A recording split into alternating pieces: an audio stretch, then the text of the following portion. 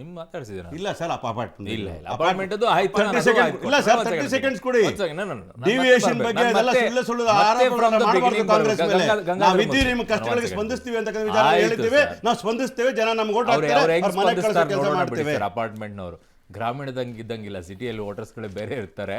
ಗಂಗಾಧರ ಮೂರ್ತಿ ನಾವು ಸಿಟಿಯಲ್ಲಿ ಚನ್ನಪಟ್ಟಣವನ್ನ ಕುಮಾರಸ್ವಾಮಿ ಅವರು ಬಿಟ್ಟು ಮಂಡ್ಯಕ್ಕೆ ಹೋದ ನಂತರ ಏನ್ ಮಾಡ್ಬೇಕು ನಿಮ್ಮ ಪಕ್ಷದಲ್ಲಿರುವಂತ ಕಾರ್ಯಕರ್ತರು? ಈಗ ಡಿ ಕೆ ಶಿವಕುಮಾರ್ ಕೇಳ್ತಾ ಇರೋದು ಅದನ್ನೇ, ನಿಮ್ಮ ಲೀಡರೇ ನಿಮ್ಮನ್ನು ಬಿಟ್ಟು ಹೋದ್ಮೇಲೆ ಯಾಕೆ ಇರ್ತೀರಾ, ಬರ್ರಪ್ಪ ಅಂತೇಳಿ. ಈಗ ಒಂದು ನಿಮಿಷ, ರಾಮನಗರದಿಂದ ಬಿಟ್ಟು ಚಿಕ್ಕಬಳ್ಳಾಪುರದಲ್ಲಿ ನಿಂತಿದ್ರು ಕುಮಾರಸ್ವಾಮಿ ಅವರು, ರಾಜ್ಯ ಮಟ್ಟದ ನಾಯಕರು. ಇವ್ರ ಥರ ಎಲ್ಲೋ ಒಂದೇ ಕಡೆ ಗೂಟ ಹೊಡ್ಕೊಂಡು ನಿಂತ್ಕೊಳ್ಳೋಕ್ಕಾಗಲ್ಲ. ಡಿ ಕೆ ಶಿವಕುಮಾರ್ 8 ಸಲ ಅಲ್ಲೇ ಗೆದ್ದಿದ್ದೀನಿ ಅಂದರೆ ಪಕ್ಕದ ಕ್ಷೇತ್ರದ ಪಕ್ಕದ ಜಿಲ್ಲೆಗೆ ಹೋಗಿ ಒಬ್ಬನ ಗೆಲ್ಸಿ ತೋರಿಸ್ಲಿ ನೋಡೋಣ. ಒಂದು ನಿಮಿಷ,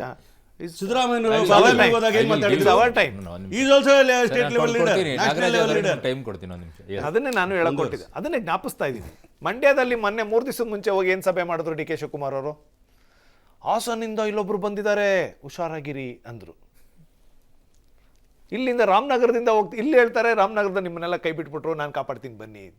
ಎಲ್ಲೆಲ್ಲಿ ಕಾಪಾಡ್ತೀರಿ ಸ್ವಾಮಿ ನೀವು? ಅದನ್ನೇ ನಿಮಗೆ ಫಸ್ಟು ನಿಮ್ಮನ್ನ ಕಳೆದ ಎಲೆಕ್ಷನ್ ಟೈಮಲ್ಲಿ ಭಾರತೀಯ ಜನತಾ ಪಾರ್ಟಿ ಮೇಲೆ ಅಧಿಕಾರ ಇದ್ದಂಥ ಜನತಾ ಪಾರ್ಟಿ ಮೇಲೆ ನೀವು ಏನೇನು ಫೇಕ್ ಅಲಿಗೇಷನ್ ಮಾಡಿದ್ರಿ, ಪೇ CM 2 CM, ಒಂದು ನಿಮಿಷ 40% ಇವೆಲ್ಲ ಗೆದ್ದಿದ್ದೀವಿ.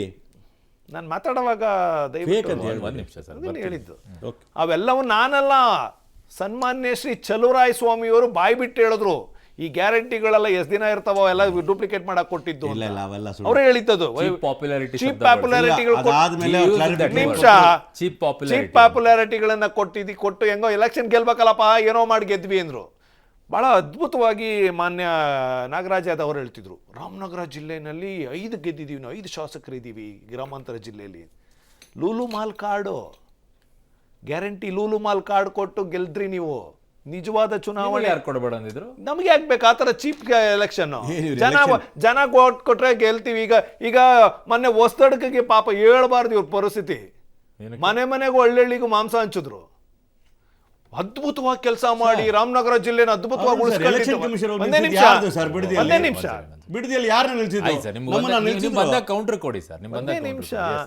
ರಾಮನಗರ ಜಿಲ್ಲೆನ ಅದ್ಭುತವಾಗಿ ಇಂಪ್ರೂವ್ ಮಾಡಿ 8 ಬಾರಿ ಶಾಸಕರಾಗಿ 3-4 ಬಾರಿ ಮಂತ್ರಿಯಾಗಿದ್ದಂತ ಮಹಾನ್ ನಾಯಕರು ಯಾಕೆ ಸ್ವಾಮಿ ಈ 3ನೇ ಚುನಾವಣೆಯಲ್ಲಿ ತಮ್ಮನ್ ಗೆಲ್ಸ್ಕೊಳ್ಳಕ್ಕೆ ಇಂಥ ಚೀಪ್ ಪಾಪ್ಯುಲಾರಿಟಿ ಎಲೆಕ್ಷನ್ ಮಾಡ್ತಾ ಇದ್ದೀರಿ? ಯಾಕೆ ಬೇಕು ನೀವು? ಇದು ಸ್ಟ್ರಾಟಜಿನ? ಇದು ಯಾವುದು? ಮಾಂಸ ಹಂಚೋದು, ಹಣ ಹಂಚೋದು, ಮತ್ತೆ ಸಂಚೆ ಇಲ್ವಾ? ಎಲ್ಲಂಚಿದೆ ಅಂಚೆ ಇಲ್ವಾ? ತೋರಿಸಿ ಎಲ್ಲಿ ಅಂತ, ತೋರಿಸಿ ಎಲ್ಲಿ ಅಂತ. ಮಂಡ್ಯದಲ್ಲಿ ಜನ ಮಾತಾಡ್ತಾರೆ, ಲಾಸ್ಟ್ ಟೈಮ್ ಅಲ್ಲಿ ಎಷ್ಟು ಹಂಚಿದ್ರು. ತೋರಿಸ್ಲಿ, ಜನ ತೋರಿಸ್ಲಿ. ಒಂದು ಕಾಂಗ್ರೆಸ್ ಆಗ್ಲಿ ಬಿಜೆಪಿ ಆಗ್ಲಿ ಒಂದು ಕಂಪ್ಲೇಂಟ್ ಆಗಿದೆ, ತೋರಿಸಿ ನೋಡೋಣ. ಒಂದೇ ಒಂದು ಕಂಪ್ಲೇಂಟ್. ಮಂಡ್ಯ ಪಕ್ಷಗಳ ಕಾಸು ಹಂಚಲಾರ್ದೇನೆ ಎಲೆಕ್ಷನ್ ಮಾಡ್ತವೆ. ನಿಮಿಷ, ನಾನು ಹೇಳ್ತಿರೋದು ಚುನಾವಣೆಯಲ್ಲಿ ಚುನಾವಣಾ ವೆಚ್ಚಗಳು ಖರ್ಚಾಗೋದು ಸಹಜ. ಜನರಿಗೆ ಕಾಸು ಕೊಡೋದು, ಬಸ್ತಡಕಿಗೆ ಮಟನ್ ಹಂಚಿ, ಕುಕ್ಕರ್ ಹಂಚಿ, ಇದು ಫ್ರಿಡ್ಜ್ ಹಂಚಿ, ಇಷ್ಟೆಲ್ಲ ಅದ್ಭುತವಾದ ಕೆಲಸ ನಾನು ಕೇಳ್ತಾ ಇರೋದು ಯಾಕೆ ಅಂದ್ರೆ, ಇಷ್ಟೆಲ್ಲ ಅದ್ಭುತವಾದ ಕೆಲಸ ಮಾಡಿರ್ತಕ್ಕಂಥ ನಾಯಕರುಗಳು, ಇವರು ಹೇಳೋದಂಗೆ ಎಲೆಕ್ಟೆಡ್ ಬಾಡಿನಲ್ಲಿ ಗೆದ್ದು ಬಂದಿರತಕ್ಕಂಥ ನಾಯಕರುಗಳು ಯಾಕೆ ಈ ಚೀಫ್ ಗೆದ್ದಿದ್ದೀರಿ? ನಿಮ್ಮ ಅಭಿವೃದ್ಧಿಯ ಕೆಲಸಗಳು ನಿಮ್ಮನ್ನು ಗೆಲ್ಲಿಸ್ತಾ ಇತ್ತು. ಅಭಿವೃದ್ಧಿ ಕೆಲಸಗಳು ಏನಿದೆ ನಿಮ್ದು? ಏನು ಇಲ್ಲದೆ ಇರೋದಕ್ಕೆ ಒಬ್ಬ ಜನಪ್ರಿಯ ವ್ಯಕ್ತಿ, ಜನಸಾಮಾನ್ಯರ ಬಾಯಲ್ಲಿ ಇರ್ತಕ್ಕಂಥ ಒಬ್ಬ ಡಾಕ್ಟರ್ ಮಂಜುನಾಥ್ ಬಂದ್ರು ಅನ್ನೋ ಒಂದೇ ಕಾರಣಕ್ಕೆ ನಿಮ್ಮ ಜನಪ್ರಿಯತೆ ಎಲ್ಲ ಹೋಗಿದೆ ಅಂತ ಹೇಳಿ ಟೊಳ್ಳು ಜನಪ್ರಿಯತೆ ಎಷ್ಟು ದಿನ ಇರಕ್ ಸಾಧ್ಯ? ಚಂದ್ರಶೇಖರ್, ಅದಕ್ಕೋಸ್ಕರ ಪರದಾಟ ಇದು. ಸನ್ಮಾನ್ಯ ನಾಗರಾಜ್ ಯಾದವ್ ಅವರು ಹೇಳ್ತಾ ಇದ್ರು, JDS ಮಾತ್ರ ಕುಟುಂಬದ ರಾಜಕಾರಣದ್ದು, ನಮ್ದು ರಾಜಕಾರಣ ಅಂತೇಳಿ. ಎಷ್ಟು ಹಾಸ್ಯಾಸ್ಪದ ರೀ! ಕಾಂಗ್ರೆಸ್ ರಾಜಕಾರಣ, ಕುಟುಂಬ ರಾಜಕಾರಣದ ಬಗ್ಗೆ ರಾಜಕೀಯದ ಬಗ್ಗೆ ಮಾತನಾಡ್ತಾ ಇತ್ತು. ಈಗ ಅದೇ JDS ಜೊತೆಗೆ ಹೋಗ್ಬಿಟ್ಟಿದ್ರಲ್ಲ ಅಂತ ಅವ್ರು ಹೇಳ್ತಾರೆ. ಯಾವುದು ಇಂದಿರಾ ಗಾಂಧಿ ಅವರು 1978 ಸ್ಥಾಪನೆ ಮಾಡಿದ್ರು ಇಂಡಿಯನ್ ನ್ಯಾಷನಲ್ ಕಾಂಗ್ರೆಸ್. ಅದಾದ 20 ವರ್ಷಕ್ಕೆ 46 ವರ್ಷದಲ್ಲಿ 42 ವರ್ಷ ಒಂದೇ ಕುಟುಂಬದವ್ರ ಅಧ್ಯಕ್ಷರು. ಇವತ್ತು ಇಡೀ ಪಕ್ಷ ನೇತು ಬಿದ್ದಿರೋದು ಒಂದೇ ಒಂದು ಪಕ್ಷಕ್ಕೆ ನೇತು ಬಿದ್ದಿರೋದು.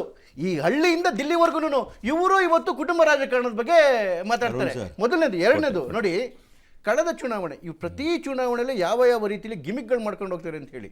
ಕಳೆದ ಚುನಾವಣೆಯಲ್ಲಿ ಇದೇ ಡಿ ಕೆ ಶಿವಕುಮಾರ್ ಅವರು ಎಲ್ಲ ಕಡೆ ಹೋಗಿ ಎಲ್ಲ ಒಕ್ಕಲಿಗ ಸಮುದಾಯದವ್ರ ಹತ್ರ ಏನು ಹೇಳಿದ್ರು, SM ಕೃಷ್ಣ ಅವರ ನಂತರ ಕಡೆ ಅವಕಾಶ ಸಿಕ್ಕಿದೆ, ನಾನು ಚೀಫ್ ಮಿನಿಸ್ಟರ್ ಆಗ್ತೀನಿ, ನನಗೆ ಓಟ್ ಹಾಕಿ ಅಂತ ಹೇಳ್ಕೊಂಡ್ಬಂದಿರ್ತಾನೆ. ಪೆನ್ನು ಪೇಪರ್ ಕೊಡಿ ಬರ್ಕೊಡಿ ಹಾಕ್ತೀನಿ ಅಂತೇಳಿ. ಇಡೀ ಒಕ್ಕಲಿಗ ಸಮುದಾಯ ಹಳೆ ಮೈಸೂರಿನ ಜನ ಓಟ್ ಹಾಕಿದ್ದು DK ಶಿವಕುಮಾರ್ ಅವರು CM ಆಗ್ತಾರೆ ಅಂತೇಳಿ. DCM ಆಗ್ತಾರೆ ಅಂತಲ್ಲ, ಬಿಜೆಪಿ ಅವರು ಲಿಂಗಾಯತ ಸಮುದಾಯವನ್ನು ಕೇಳಿಲ್ವಾ ಯಾವತ್ತು? ಯಾಕೆ ಯಡಿಯೂರಪ್ಪನವರು ಲಿಂಗಾಯತ ಸಮುದಾಯವನ್ನು ಕೈ ಹಿಡ್ಕೊಳ್ಬೇಕು, ಲಿಂಗಾಯತ ಮುಖ್ಯಮಂತ್ರಿ ಆಗ್ತಾರೆ ಅಂತ ಕೇಳಿಲ್ವಾ? ಬೊಮ್ಮಾಯಿ ಅವರ ವಿಚಾರದಲ್ಲಿ ಕೇಳಲಿಲ್ವಾ ಲಿಂಗಾಯತ ಸಮುದಾಯವನ್ನ? ಯಾವ ಕ್ಷಣದಲ್ಲಿ ನೋಡಿ, ಒಂದ್ ನಿಮಿಷ, ಇದೇ ರೀತಿ ಅಲ್ಲಲ್ಲ, ಯಡಿಯೂರಪ್ಪನವ್ರು ಕೇಳಿದಾಗ್ಲೂ ಯಡಿಯೂರಪ್ಪನವರೇ ಮುಖ್ಯಮಂತ್ರಿ ಆಗ್ತಾರೆ, ಬೊಮ್ಮಾಯಿ ಅವ್ರು ಕೇಳಿದಾಗ ಬೊಮ್ಮಾಯಿ ಅವರೇ ಮುಖ್ಯಮಂತ್ರಿ ಆದ್ರು. ಇವರಿಗೆ ಚೆನ್ನಾಗಿ ಗೊತ್ತಿತ್ತು ಆಗೋದಿಲ್ಲ ಅಂತ ಬಹಳ ಚೆನ್ನಾಗಿ ಗೊತ್ತಿದ್ರು ಜನಕ್ಕೆ ಮಂಕು ಬುದ್ಧಿ ಹಚ್ಚಿದ್ದು ಯಾಕೆ ನೀವು? ಇದಾದ್ಮೇಲೆ ಇದ್ರೊಳಗಡೆಗೆ ಯಾವ್ದು ಇದು ಗ್ಯಾರಂಟಿ ಕಾರ್ಡ್ ಬರೀ ಕುಣಿಗಲಲ್ಲಿ 54,000 ಕಾರ್ಡು ನಾವೇ ಅಫಿಷಿಯಲ್ ಆಗೋದನ್ನ ಕಂಪ್ಲೇಂಟ್ ಲಾಂಚ್ ಮಾಡಿದೀವಿ. 54,000 ಯಾವುದೋ ಒಂದು 5,000 ರೂಪಾಯಿ ಕಾರ್ಡ್ಗಳು, ಅಂದ್ರೆ ಲುಲುಮಲ್ ಕಾರ್ಡ್ಗಳು. ಇದು ಫಸ್ಟು ಇದು ಗ್ಯಾರಂಟಿ ಕಾರ್ಡ್ಗಳಿಗೆ 61 ಗ್ಯಾರಂಟಿ ಕಾರ್ಡ್ ಹೇಳಿದ್ರು. ಬರೀ ಇದು 5 ಅಷ್ಟೇ ಅಲ್ಲ ಸ್ವಾಮಿ ಅವರು. ನೇಕಾರರಿಗೆ ಫ್ರೀ ವಿದ್ಯುತ್ ಕೊಡ್ತೀವಿ, ಆಶಾ ಕಾರ್ಯಕರ್ತರಿಗೆ ಪರ್ಮನೆಂಟ್ ಮಾಡ್ತೀವಿ, ಅಂಗನವಾಡಿ ಕಾರ್ಯಕರ್ತರಿಗೆ ಪರ್ಮನೆಂಟ್ ಮಾಡ್ತೀವಿ, 61 ಹೇಳಿ ಬಂಕ್ ಬೂದಿ ಹಚ್ಚಿದ್ರು. ಅದ್ರಲ್ಲಿ 5ಕ್ಕೇನೆ ಇಡೀ ರಾಜ್ಯವನ್ನ ದಿವಾಳಿ ಮಾಡಾಕಿದ್ದಾರೆ, ಸಾಲದ ಮೇಲೆ ತಗೊಂಡ್ಬಂದು ಹೊಸ್ಕೊಂಡು ಕೂತಿದ್ದಾರೆ. ಇದಾದ್ಮೇಲೆ ಹೊಸದಾಗಿ ಇದು ಶುರು ಆಗಿರ್ತಕ್ಕಂಥದ್ದು ಈ ನಾಟಕ.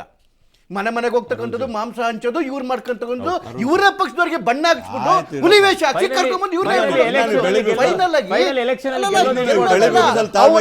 ನಿಂತಿರೋದು ನನಗೆ ಟ್ಯಾಕ್ಟಿಕ್ಸ್ ಮೇಲೆ ಕೇಳ್ಕೊಳ್ಳದೆ ಬೆಳೆಯಕ್ಕಾಗಲ್ಲ. ಈಗ ಮಾನ್ಯ ಗಂಗಾಧರ ಮೂರ್ತಿ ಅವರು ಹೇಳ್ತಿದ್ರು, ನೀವು ಅದು ವಾಪಸ್ ಪ್ರಶ್ನೆ ಕೇಳಿದ್ರೆ ಎಲ್ಲಿದೆ ಪ್ರೂವ್ ಮಾಡ್ರಿ ಅಂತಂದ್ರು.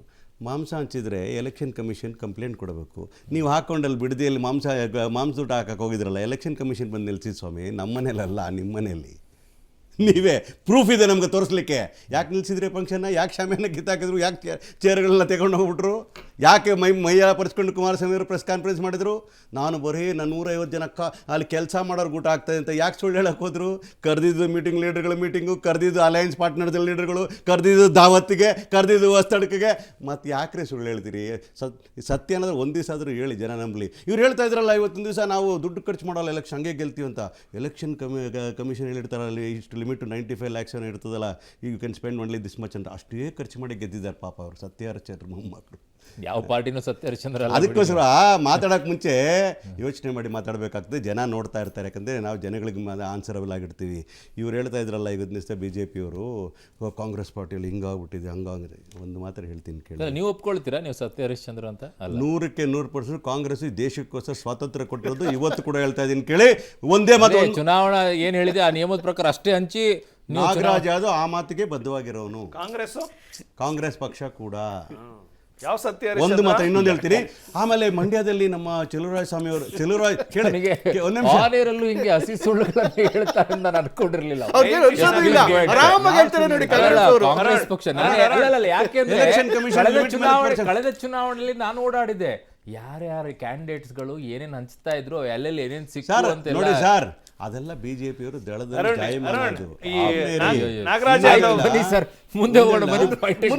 ಚೆಲುವರಾಯ ಸ್ವಾಮಿ ಅವ್ರ ಬಗ್ಗೆ ಹೇಳ್ತಾ ಇದ್ರು, ಗ್ಯಾರಂಟಿಗಳ ಬಗ್ಗೆ ಹೇಳ್ತಾ ಇದ್ರು. ಇವತ್ತು ಹೇಳ್ತಾ ಇದ್ದೀನಿ, ಅಧಿಕೃತ ವಕ್ತಾರನ ನಿಮ್ಗೆ ಹೇಳ್ತೀನಿ, ಕಾಂಗ್ರೆಸ್ ಪಕ್ಷ ಈ 5 ವರ್ಷನೂ ಕೊಡುತ್ತೆ, ಮುಂದೆ 5 ವರ್ಷ ಕೂಡ ಗ್ಯಾರಂಟಿಗಳನ್ನ ಕೊಡ್ತಕ್ಕಂಥ ಕೆಲಸ ಮಾಡ್ತೀವಿ. ಅದು ಚುನಾವಣೆಗಳಿಗೋಸ್ಕರ, ಚುನಾವಣೆ ಗೆಲ್ಲಕ್ಕೋಸ್ಕರ ಅಲ್ಲ ಅಂತ ಹೇಳ್ತೀನಿ. ಅವ್ರಿಗೆ ಈ ಮೋದಿ ಸರ್ಕಾರ ಬಂದ ಸಚಿವರು ಹಂಗೆ ಹೇಳಿರ್ಲಿಲ್ಲ. ನಾನು ಹೇಳ್ತೀನಿ ಕೇಳಿ, ಮೋದಿ ಸರ್ಕಾರ ಬಂದ ನಂತರ ಜನಗಳ ಸಂಕಷ್ಟಕ್ಕೆ ತುಳಿದ ಸಂದರ್ಭದಲ್ಲಿ ಅದು ಬದುಕೆ ಭಾಳ ಕಷ್ಟ ಆಗಿರ್ಬೇಕಾದ್ರೆ ಅವರೊಂದು ಉಸಿರಾಟಕ್ಕಾದ್ರೂ ನಾವು ಇರಬೇಕು ಜೊತೆಗೆ ಅಂತೇಳಿ ನಾವು ಕಾಂಗ್ರೆಸ್ನವ್ರು ಅವರ ಕೈ ಹಿಡಿದಿದ್ದೀವಿ ಸ್ವಾಮಿ. ಅವ್ರನ್ನ ಅವೇಳನ ಮಾಡಕ್ಕೆ ಹೋಗ್ಬೇಡಿ, ಅವ್ರನ್ನ ಅವೇಳನ ಮಾಡಕ್ಕೆ ಹೋಗ್ಬೇಡಿ. ಬಡವರನ್ನು ಕಾಂತ್ರಿಗೆ ತಾತ್ಸಾರವಾಗಿ ದಯವಿಟ್ಟು ಮಾತಾಡಬೇಡಿ. ಅವರು ಕೂಡ ನಿಮ್ಮ ಮತದಾರ ಅಂತ ಹೇಳ್ತೀವಿ. ಇವತ್ತು ಕೊಟ್ಟಿರೋ ಗ್ಯಾರಂಟಿಗಳು ನಾವು ಯಾವ ಜಾತಿ ಆಧಾರಿತ ಕೊಟ್ಟಿದ್ದೀವಾ ಹೇಳಿ ನೋಡೋಣ. ನಮ್ಗೆ ಓಟ್ ಆಗದೆ ಇರತಕ್ಕಂಥ ಕ್ಷೇತ್ರಗಳಿಗೆ ಕೊಟ್ಟಿದ್ದೇವೆ. ಬಿಜೆಪಿ ಶಾಸಕ 66 ಜನ ಇದ್ದಾರೆ ಆ ಕ್ಷೇತ್ರದಲ್ಲಿ ಕೂಡ ಹೇಳ್ತೀನಿ ಕೇಳಿ. ಮಂಗಳೂರಲ್ಲಿ ಕರಾವಳಿಯಲ್ಲಿ ಬಿಜೆಪಿಯ ವೇವ್ ಇರ್ತಕ್ಕಂಥ ಸಂದರ್ಭದಲ್ಲಿ ಹೇಳ್ತಿರಲ್ಲ, ಅವ್ರಿಗೂ ಕೂಡ ಕೊಟ್ಟಿದ್ದೀವಿ. ಅವ್ರು ಹೇಳ್ದಂಗೆ ಮಾಗಡಿ ಬಾಲಕೃಷ್ಣ ಅವರು ಬಹಿರಂಗವಾಗಿ ಹೇಳ್ತಾರೆ. ಇಲ್ಲ ಆಮೇಲೆ ಕ್ಲಾರಿಫಿಕೇಶನ್ ಕೊಟ್ಟಿರೋದನ್ನ ಇಲ್ಲ ಒಂದ್ ಹೇಳ್ತೀನಿ ಕೇಳಿ. ಇದೇ ಚಾನೆಲ್ ಅಲ್ಲಿ ಅರುಣ್ ನಿಮ್ ಜೊತೆ ಚರ್ಚೆ ಮಾಡಿದ್ದೀನಿ. ಒಂದ್ ನಿಮಿಷ, ಮಾಗಡಿ ಬಾಲಕೃಷ್ಣ ಅಷ್ಟೇ ಅಲ್ಲ, ಚರ್ಚೆ ಮಾಡಿ. ಮಾಗಡಿ ಬಾಲಕೃಷ್ಣ ಅವರು ಅಷ್ಟೇ ಅಲ್ಲ, ಒಂದ್ ನಿಮಿಷ, ಚೆಲುವರಾಯ ಸ್ವಾಮಿ ಅವರು ಹೇಳ್ತಾರೆ, ನನಗೆ ಓಟ್ ಹಾಕದೇ ಇರೋ ನನ್ನ ಹತ್ರ ಪೇಪರ್ ತಗೊಂಡು ನಾನು ಸೈನು ಹಾಕಲ್ಲ ಅಂತ ಹೇಳಿ. ಆನ್ ರೆಕಾರ್ಡ್ ಅಲ್ಲಿರೋ ಸ್ಟೇಟ್ಮೆಂಟ್. ನಾನು ರಾಜ್ಯದ ಮುಖ್ಯಮಂತ್ರಿಗಳು ಹಲವಾರು ಬಾರಿ ಸ್ಪಷ್ಟಗೊಳಿಸಿದ್ದಾರೆ. ರಾಜ್ಯದಲ್ಲಿರ್ತಕ್ಕಂಥ ಎಲ್ಲ ಸುಮಾರು 4.5 ಕೋಟಿ ಜನಕ್ಕೆ ಹೆಲ್ಪ್ ಮಾಡ್ಲಿಕ್ಕೆ ಕೆಲಸವನ್ನು ಮಾಡಿದ್ದೇವೆ. ಅದರಲ್ಲಿ ಜಾತಿ, ಬಣ್ಣ, ಆಮೇಲೆ ಇನ್ನೊಂದು ಹೇಳ್ಬಿಟ್ರಲ್ಲ ಇವರು ಮಂಕುಬುದ್ಧಿ ಅಂತೇಳಿ, ಅಲ್ಲಿರ್ತಕ್ಕಂಥ ಒಕ್ಕಲಿಗರ ಸ್ವಾಮೀಜಿಗಳಾಗಲಿ, ಅಲ್ಲಿರೋ ಜನ ಆಗಲಿ, ಎಲ್ಲರೂ ಕೂಡ ನಾವು ಆರಾಧ್ಯ ದೇವರನ್ನು ನೋಡ್ತೀವಿ ಸ್ವಾಮೀಜಿಗಳನ್ನ. ಅವರೆಲ್ಲ ದಡ್ರು ಅಂತ ತಿಳ್ಕೊಬೇಡಿ, ದಯವಿಟ್ಟು ಅವಮಾನ ಮಾಡಬೇಡಿ.